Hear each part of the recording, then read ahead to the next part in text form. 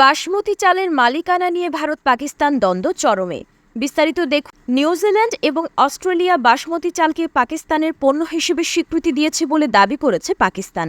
তবে পাকিস্তানের এই দাবি প্রত্যাখ্যান করেছে ভারত। ভারতীয় কর্মকর্তারা বলছেন, নিউজিল্যান্ডে যে বাসমতি চাল পাওয়া যায় তাতে ইতোমধ্যে ভারতের লোগো মার্ক নিবন্ধন রয়েছে। অন্যদিকে পাকিস্তানের এমন কোনো নিবন্ধন নেই। ভারতীয় সংবাদ মাধ্যম ইকোনমিক টাইমসের প্রতিবেদন থেকে এই তথ্য জানা গেছে। ভারতের কৃষি ও প্রক্রিয়াজাত খাদ্য রপ্তানি উন্নয়ন কর্তৃপক্ষ বা ইপিডিএ বিভিন্ন দেশে বাসমতি চালের নাম ও লোগো সংক্রান্ত নিবন্ধন ও সুরক্ষা নিশ্চিত করতে কাজ করে।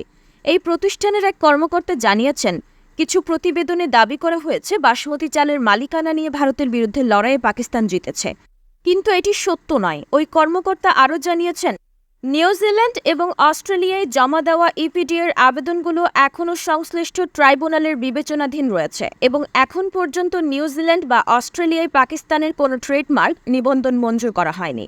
অন্যদিকে পাকিস্তান দাবি করেছে, নিউজিল্যান্ড এবং অস্ট্রেলিয়ায় বাসমতি চালের মালিকানা নিয়ে ভারতের বিরুদ্ধে তাদের দাবি স্বীকৃতি পেয়েছে। তবে ভারতীয় কর্মকর্তারা এই দাবিকে ভিত্তিহীন বলে উড়িয়ে দিয়েছেন। ইপিডিএ ইতোমধ্যে নিউজিল্যান্ডে বাসমতি চালের জন্য লোগোমার্ক নিবন্ধন করেছে, যা পাকিস্তানের নেই। এছাড়াও অস্ট্রেলিয়ায় বাসমতি চালের নাম ও লোগো সনদ ট্রেডমার্ক নিবন্ধনের জন্য ইপিডিএর আবেদন এখনও বিবেচনাধীন রয়েছে। বাসমতি চাল বিশ্বব্যাপী একটি জনপ্রিয় এবং মূল্যবান পণ্য। ভারত ও পাকিস্তান উভয়ই এই চালের উৎপাদন ও রপ্তানিতে অগ্রগণ্য।